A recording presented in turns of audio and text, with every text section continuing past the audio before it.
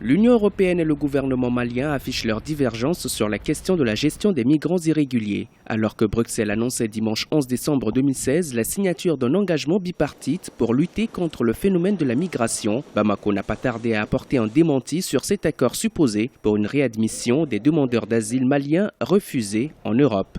Selon le chef de la diplomatie malienne, c'est une question de dignité et son pays n'entend pas la monnayer, même si l'Union européenne est un partenaire au développement. C'est un communiqué commun qui a été signé entre nous et la partie européenne, même si un accord de réadmission avait été signé, ce qui n'est pas le cas.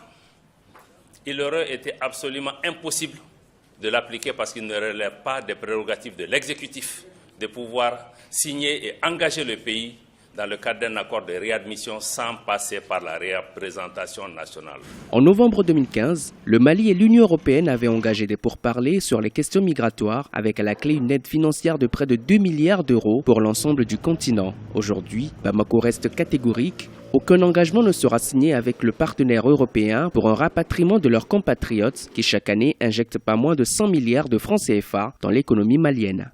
Le Mali doit une protection à chacun de ses enfants. Et c'est ce que le gouvernement fait. Mais nos compatriotes qui sont à l'extérieur aussi contribuent très fortement au développement de leur famille, de leur contrée, de notre pays. Il a demandé au gouvernement de dire pourquoi il a signé un document qu'il n'a pas signé. Cette question est une vraie préoccupation, un vrai problème.